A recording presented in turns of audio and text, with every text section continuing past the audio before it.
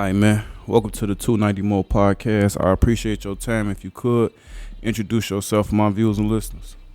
Yup. Hey, man, that's such a pleasure to be back with 290 Mo. Man, always some crazy energy on the show. It's Corey Dooley. Last time I was on the show, y'all know I was running for Alderman in the 29th Ward, former candidate. But since then, currently working to, create a youth council, calling it Prime 29. And what Prime 29 is preparing real individuals to master entrepreneurship.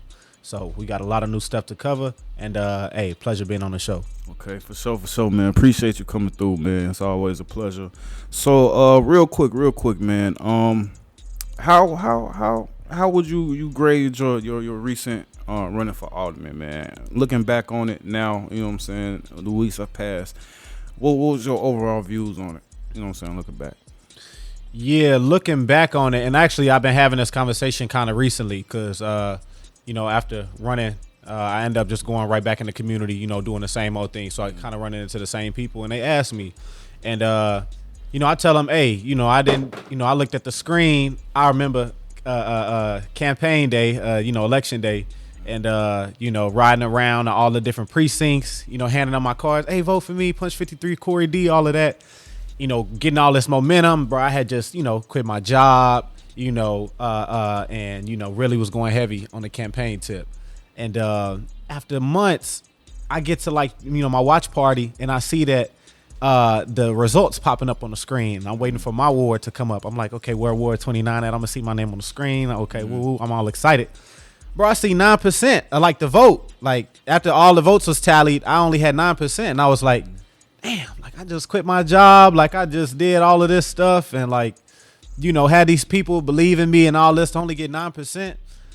And then they, when the votes came in, I think I got 10% of the vote. I had 1,000 votes.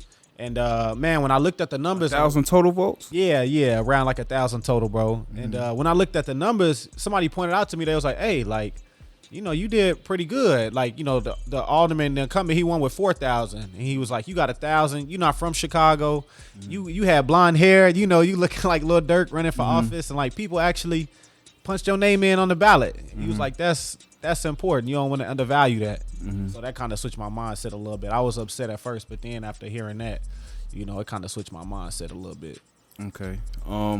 If you don't mind, what are your thoughts on who ended up winning and what he brings to the table?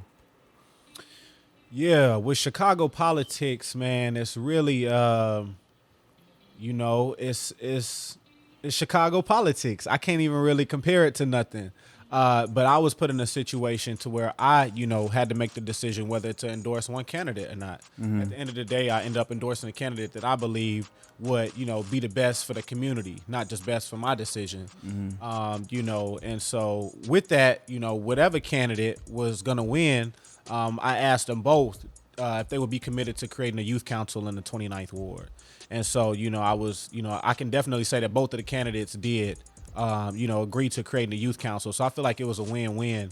Really, I think Alderman Taliaferro is doing a great job. He's working with me to form the youth council right now. So, hey, we moving forward. Okay.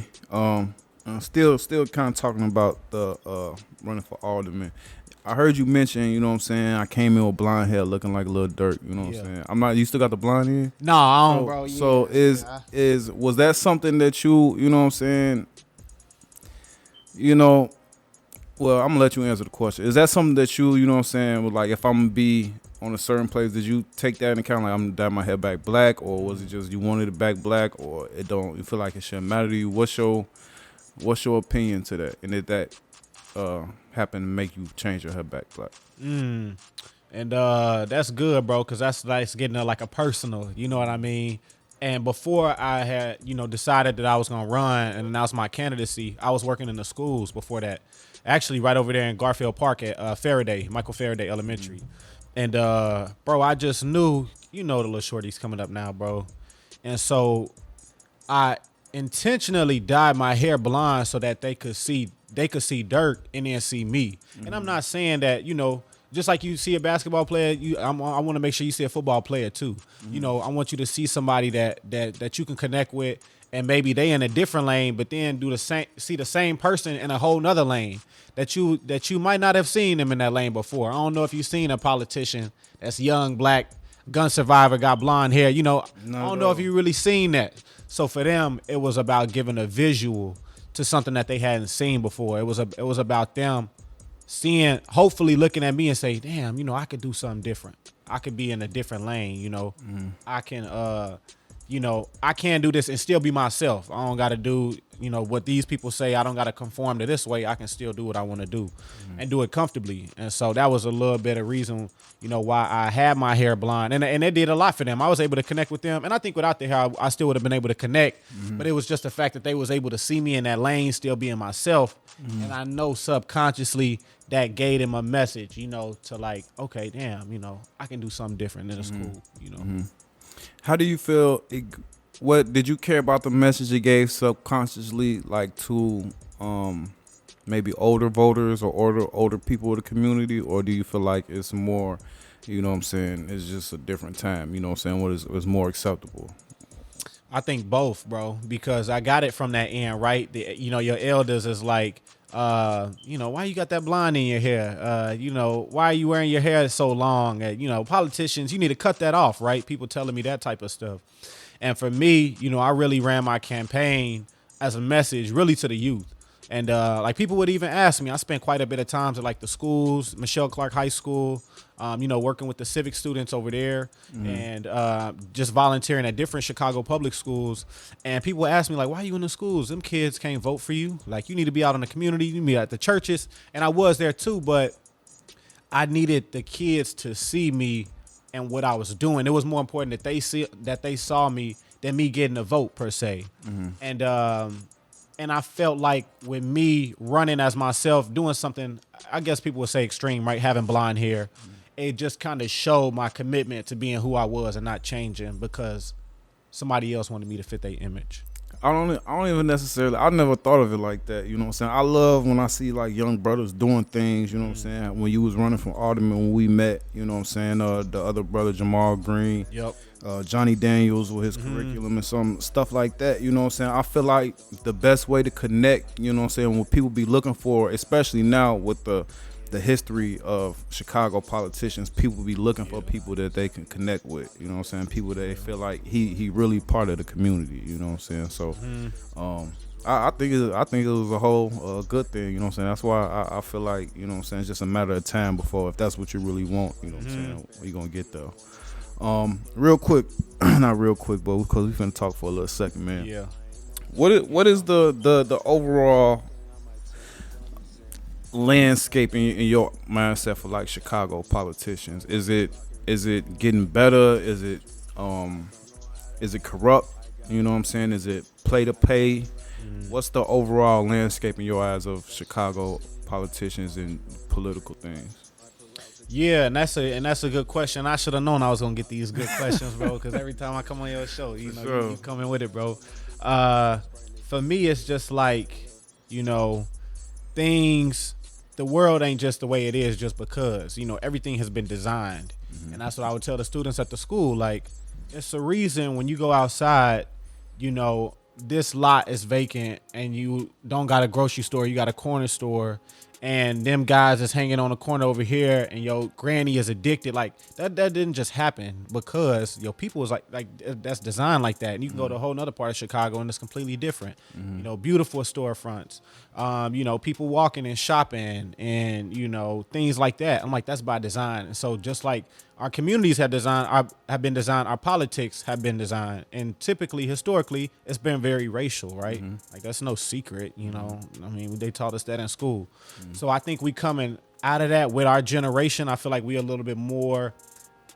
I hate to use radical, but we just we doing our own thing, and I don't think we really are holding on to traditions or.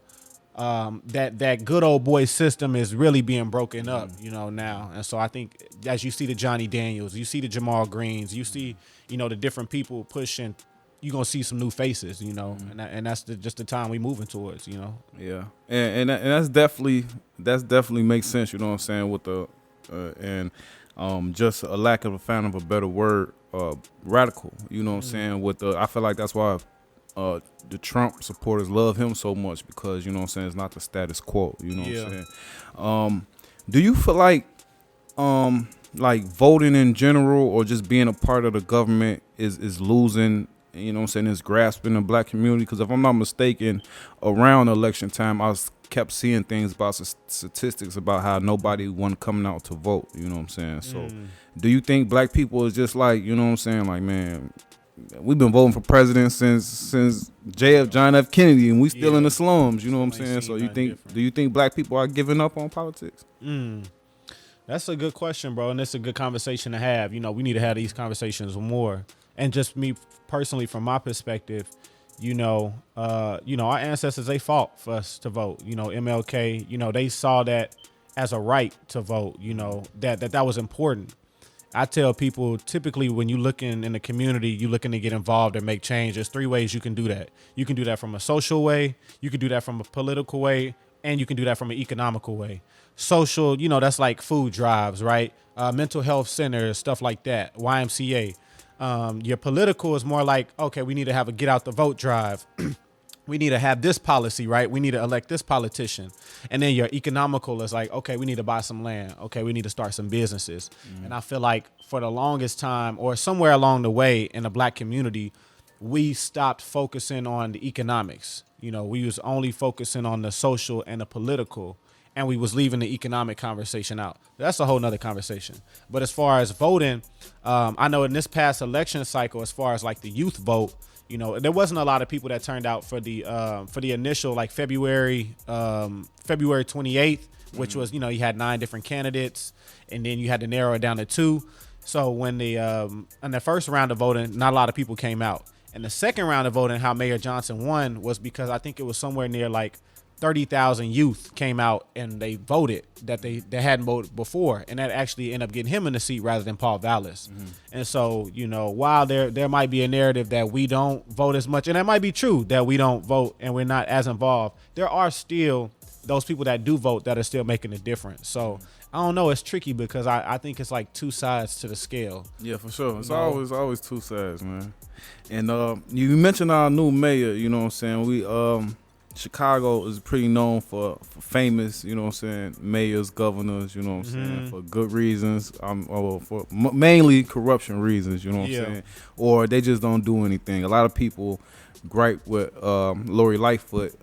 They say she didn't do enough, you know what I'm saying. They said she did beautiful things downtown, you know what I'm saying, but it's just they gave us a lot of gardens in the hood, you know what I'm saying. These vacant lots, they give us gardens, you know what I'm saying. That's dope, that's cool, you know what I'm saying. But that's free, you know what I'm saying. So I think we haven't had a mayor in my lifetime that I've seen personally invest in the city, you know what I'm saying. Chicago downtown is beautiful, you know what I'm saying.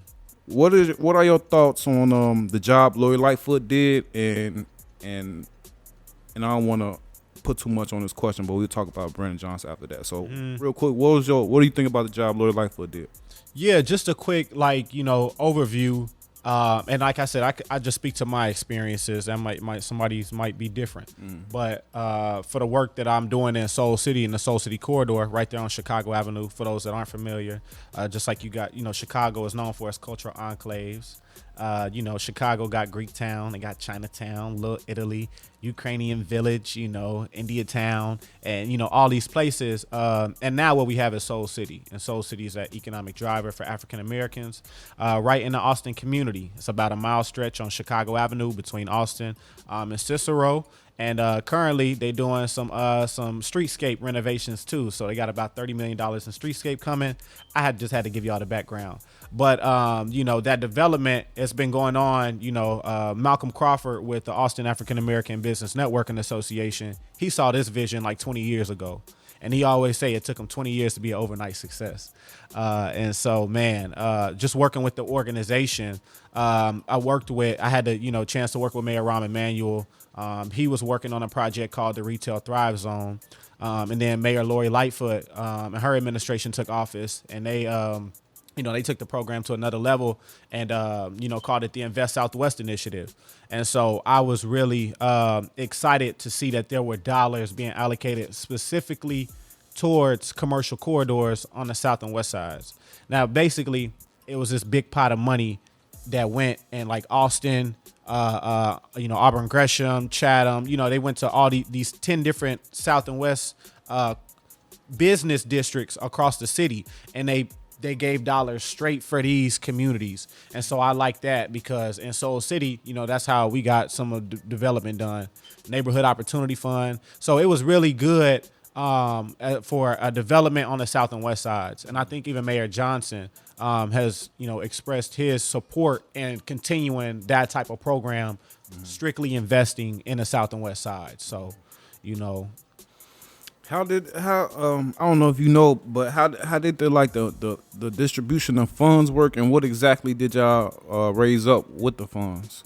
Yeah, so with these, so they targeted, they looked at these communities on the south and west sides, and they said, okay, where is business mostly in these communities, right? We want to give as much money to the best businesses in this area, get the economics going, right? That way the dollars circulate in your community. And why this is important is because if we just look at Austin, right? Austin has 100,000 people roughly. Oak Park, our neighbors in the west suburbs, they got 50,000 people. Now, Oak Park has 7 full-fledged grocery stores, right? Pete's, Jewel. I shop over there, so I know. I can tell you. Austin has none.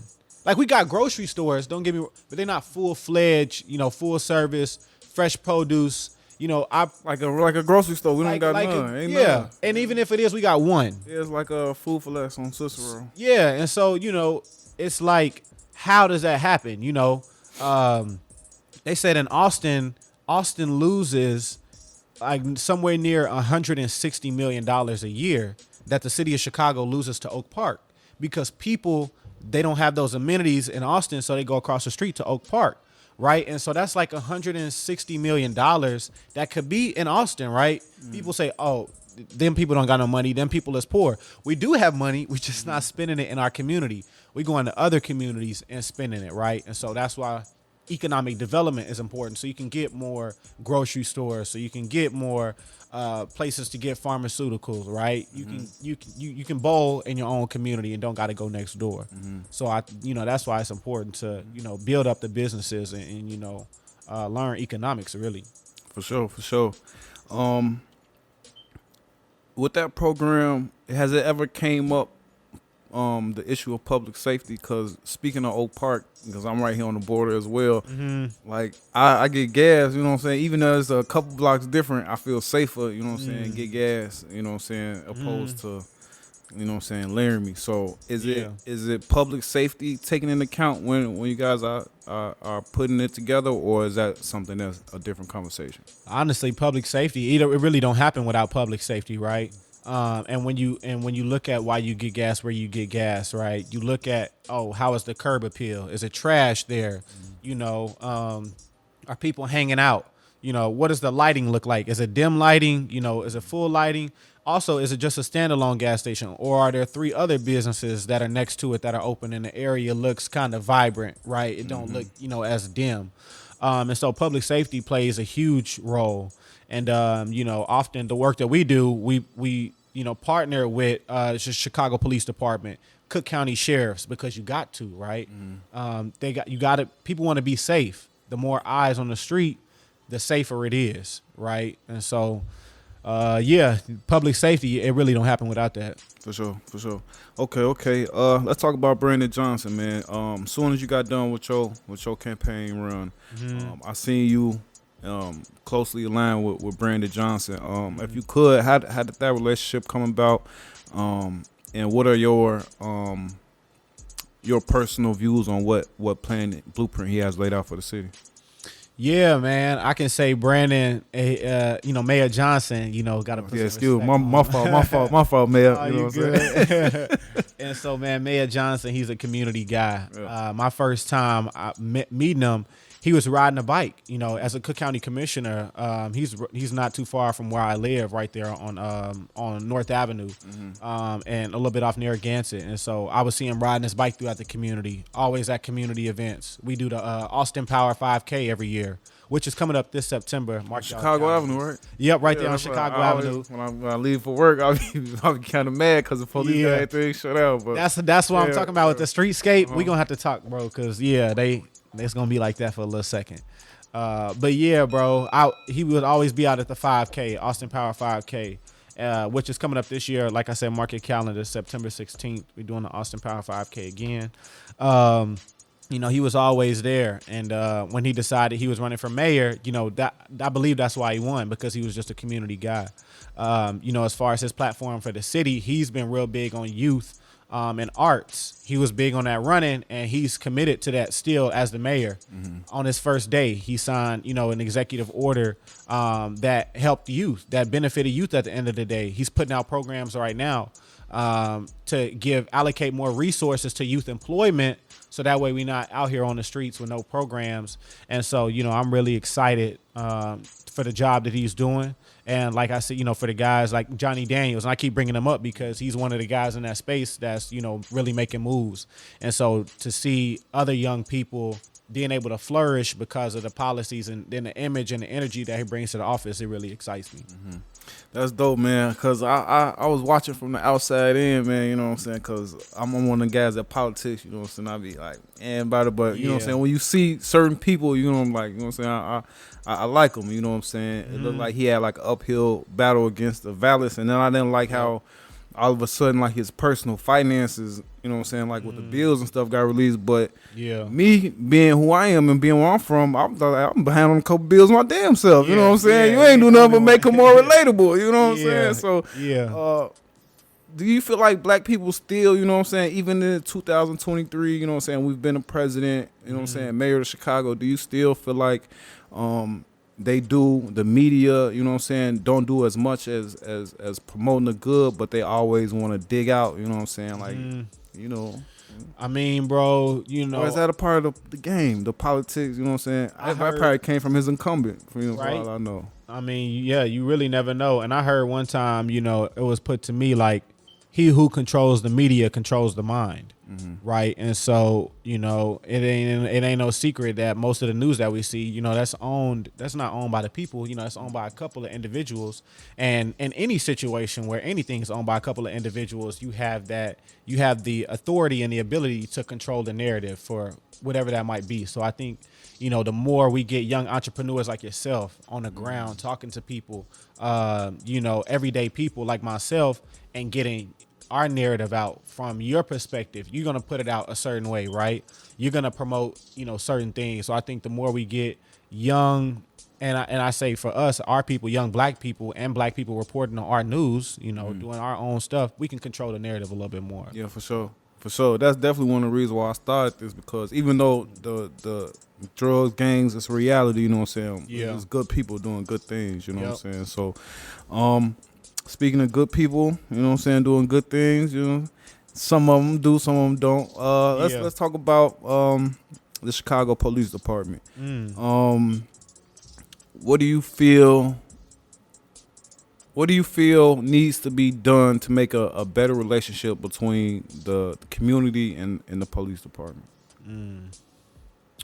Man, honestly, and like I said, I really just speak to my experiences. And I mentioned the Austin Power 5K earlier. That's something that our organization, AAA BNA, does in partnership with the 15th District. And so with us partnering for that event, you know, it literally forces us to communicate. It forces us to come together, be in the same setting, get to know each other on a first name basis, and formulate a relationship. And I always say, you know, if you know somebody, you less likely to, you know, commit harm to them or do something to them, right? You say, oh, that's so-and-so brother. Oh, that's so-and-so sister. If I don't know you, you know, I mean, and that's anything in life, you know, I'm more likely to, you know, not to say disrespect you, but I have a higher level of respect for you if I at least know your name, I shook your hand, I know where you're coming from. And so things like the Austin Power 5K, where you plan community events that bring the people out, that's a great way. I ain't saying that's gonna solve everything, but it's more of a it's being proactive rather than reactive. Most of the time you reacting to something after something that's already happened. Why, things like the Austin Power 5K, that's proactive. That's being active in the community, running throughout the neighborhoods, so you feel safe. You see the officers right there, they're running too. So I think more stuff, the more you can see them in the community, partnering with the people, I think that's, one of the solutions. Okay. Let me ask you about I don't know if you're familiar, and I'm not sure if it's a direct Brandon Johnson program, but I've been seeing how they are planning to put like de-escalator, like community de-escalators in tough parts of the city. Have you know anything about that? No, I don't think so. Yeah, it's like I want to say Describe it, yeah. Yeah, I'm gonna get some more information on it, so we don't go deep into it talking about without the facts. But basically, getting like I forget the exact words, like de-escalators, put them in the community, and when there's like tension or anything going on at the community. So what would it be, like a group? Like a group of not police officers, non-armed, you know what I'm saying? Just like, y'all go talk to these guys and see if y'all can de-escalate it.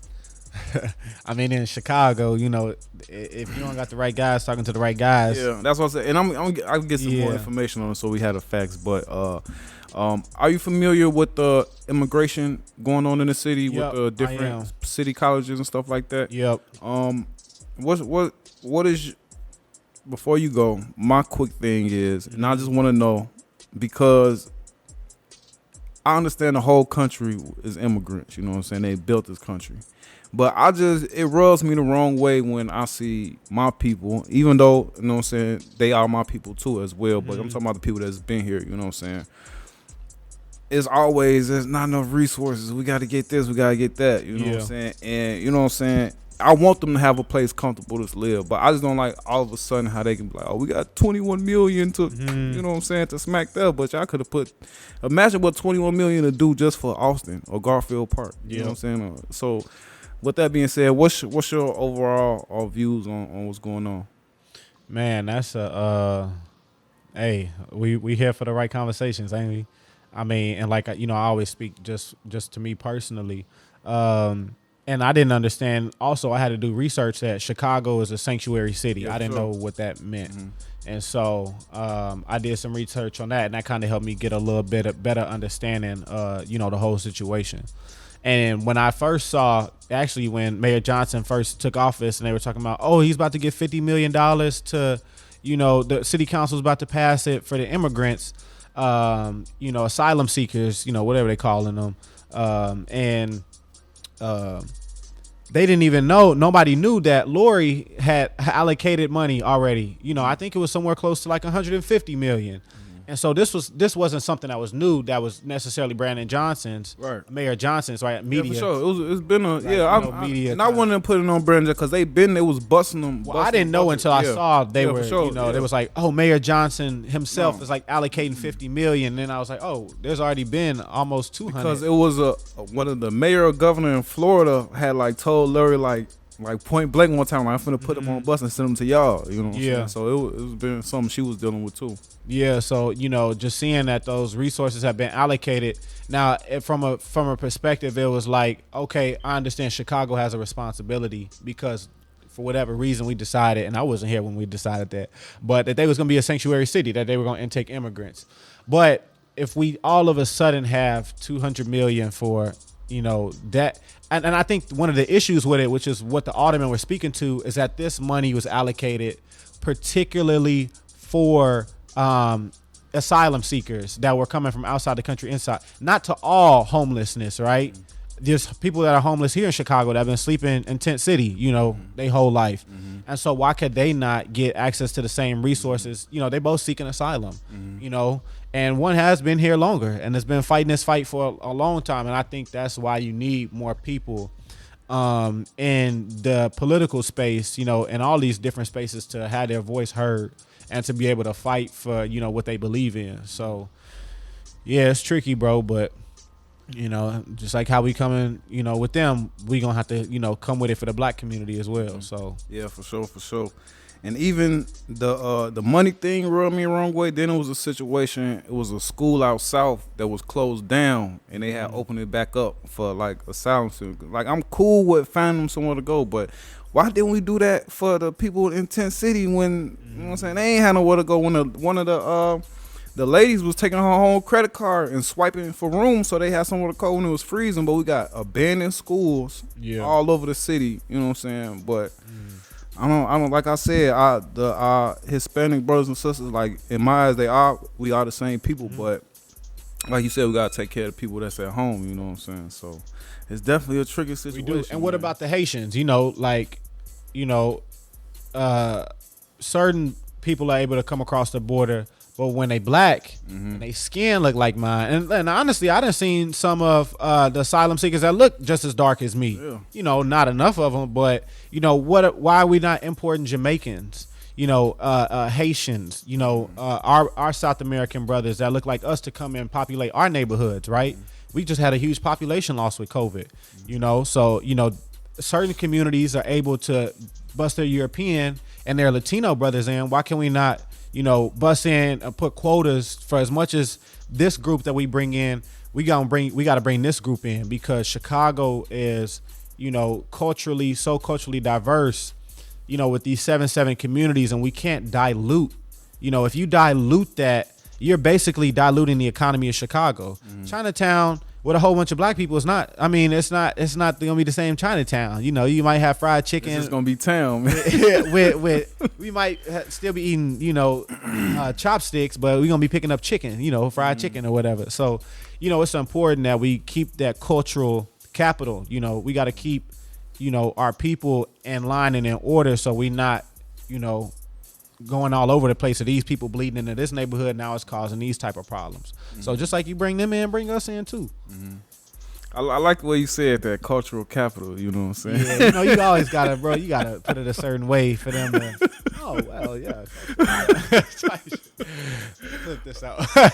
Okay, man. So you took your run at Alderman. I see you aligned with Brandon Johnson, man. You came in and you spoke about a youth council. You know what I'm saying? If you could expand on that. Yeah, and so you know, I was really excited, you know, when the alderman reached out and did agree to you know, formulate a youth council for the ward or something, you know, a youth organization for the ward. And you know, that really delighted me because, you know, I can't say when I was first running my campaign that you know, we had the same relationship. And so to be able to build that relationship, you know, I really appreciate that he has opened his doors and, you know, given me some, you know, all the resources necessary and time to be able to create something. And so, you know, what we're working on currently is Prime 29. And as I said, Prime stands for Preparing Real Individuals to Master Entrepreneurship. During my campaign, you know, I mostly ran on the importance of economics, being an entrepreneur. And so right now, you know, it's a lot, honestly, to start an organization. You got to look at, do I want to start a nonprofit? Do I want to start a for-profit?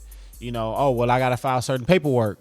Oh, well, I'm also working a full-time job, and, you know, he's the alderman, you know, he has stuff on his schedule, and, you know, we got to find time to meet and work on this at the same time. So it's been, you know, it's definitely been an experience putting it together, but I am excited to say, you know, we're going to roll something out here soon, and I'm pretty confident in what the community has told me that they want, and what we're formulating right now, you know, that it's really going to make some impact for the youth in the community. And that's what's up, man, because the community, they are the youth, you know what I'm saying, at this point, you know what I'm saying. Every time I turn the news, is something else with the youth, you know what I'm saying. And let me ask you this. The Chicago takeovers, I don't know if you're familiar, like with the kids downtown on top of the cars. Oh, yeah. And stuff like that. Do you feel like it's a solution for that? Do you have a solution for that? You know? I mean, you know, not saying it's your job. I'm just curious. It's an African proverb that say if a child is not embraced by his village, he'll burn it down to feel the warmth. You know, so when you not, you know, it's just like a kid when you younger. You know, you understand. Oh, them kids that's acting out. Oh, it's something going on at home. Oh, he got something or she got something that they that's going on outside of the classroom. And so I think when you see that acting out downtown, you see, there's something going on in their neighborhood. They can't hang out in their neighborhood, so they're gonna come down here. Yeah. And they gonna act out for attention. Because that might be the only way that they could get it. I ain't saying it's right. And some of them kids, they might probably just coming down there because they bad, and you do have to have a safety component to that. And if you got to be responsible for your actions at the end of the day if you do something that harms another individual. But yeah, I mean that's real layered, ain't it? Yeah, I definitely for sure it's real layered. But I had a direct answer I was watching an interview from like a drill rapper in Chicago some years ago, and one of his friends that got killed while they was downtown. He had got killed. Yeah. And the interview was like, man, why y'all go downtown? Like, why y'all go downtown instead of just staying where y'all at? You know what I'm saying? He was like, because downtown is like a different state. It's like a different part of Chicago. You know what I'm saying? I was just thinking like, he basically saying it ain't shit in his neighborhood. You know what I'm saying? If he had something in his neighborhood, then you know what I'm saying, they wouldn't go downtown not know how to act because you ain't never been here before. So yeah, it's definitely gonna take some hella community investment, man. Can gentrification happen without displacing black and brown people? When it's community led, yes.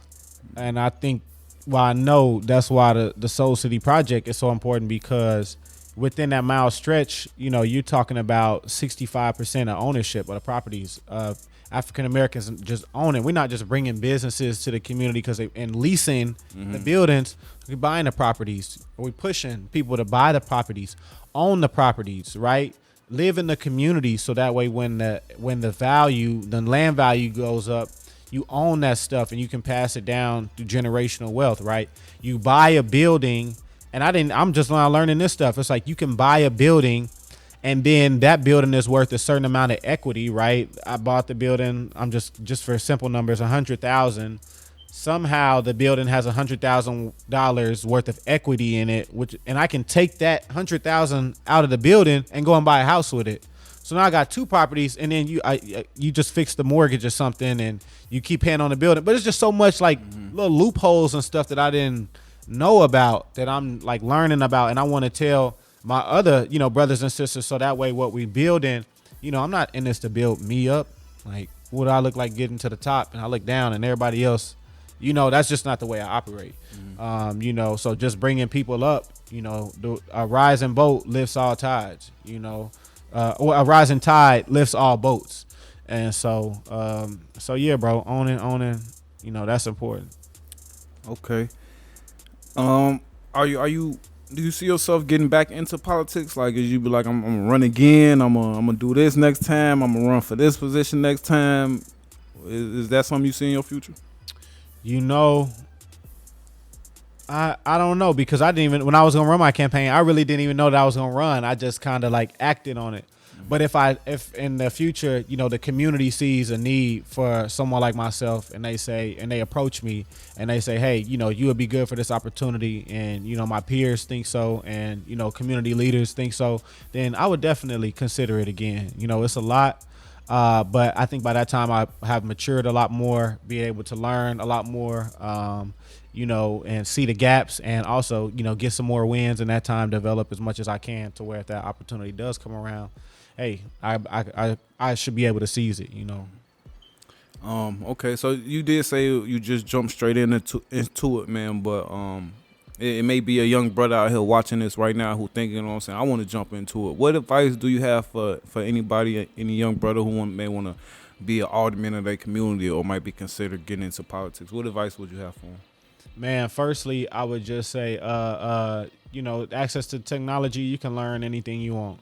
I say, bro, go to your Snapchat AI, go to Chat GPT, and just start typing in, what is politics? What's the three branches of the government? Judicial, legislative, and executive.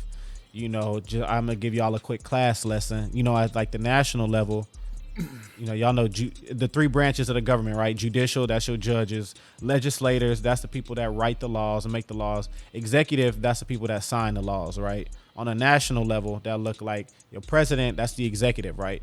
They sign the laws. Your Congress and your Senate, that's your legislative. They writing the laws, right? The House of Representatives. Your judicial, that's the Supreme Court. You know, they're judging the laws. That's on a national level. When you look at it on a state level, you know, your executive branch is the governor's office, right? Governor J.B. Pritzker in Illinois. That's the executive. You look at your legislative. That's the Illinois state representatives. You know, that house in the Senate. You know, that's the legislative for the state. Then you look at the judicial for the state. That's the Illinois Supreme Court. You know, that's on a national, state, and then I give it to you on a city level. You know, your executive is the mayor, right? Mayor Brandon Johnson. That's the mayor's office is the executive. The legislative is the city council, right? They come with these different laws and ordinances and proposals. And then your judicial, that's like the Cook County courts, right? So yeah, it's just like relearning stuff like that and being able to apply it on a like an everyday scale and be able to regurgitate it on an everyday scale so people can like understand it on a level, you know.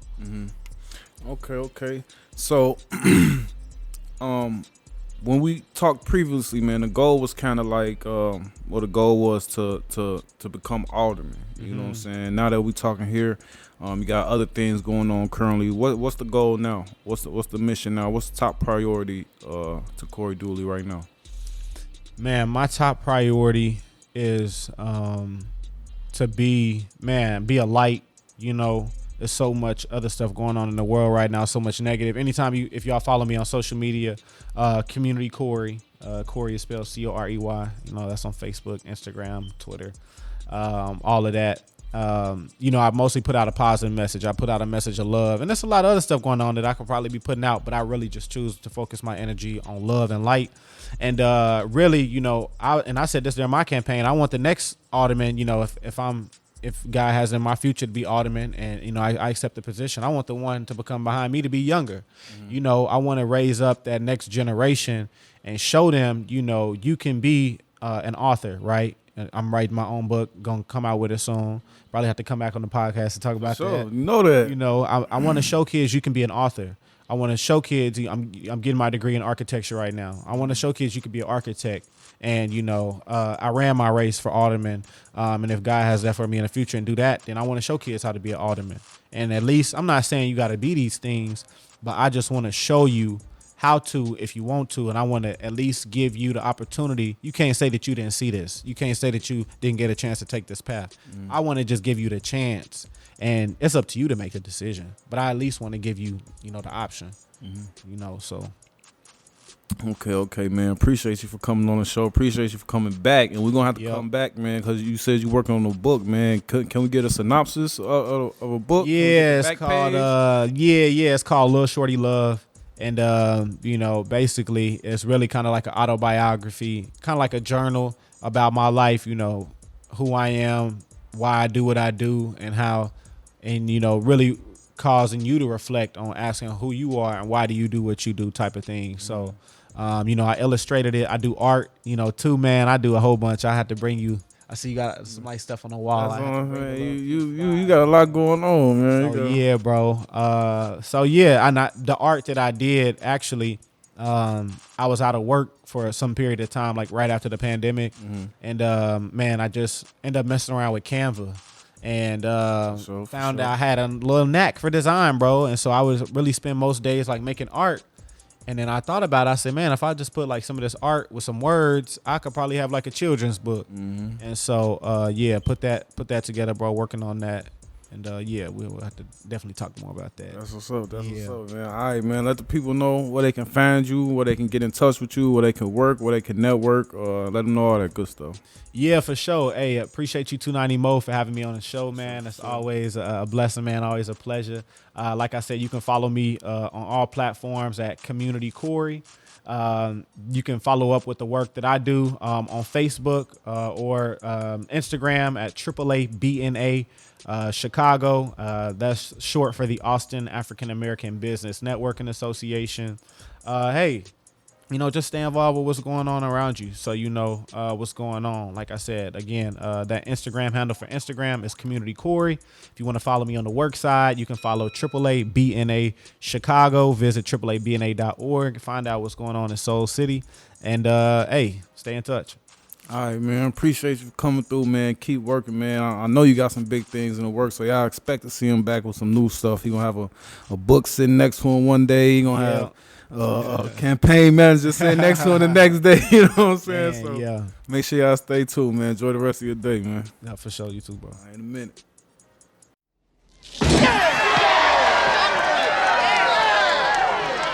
Yeah.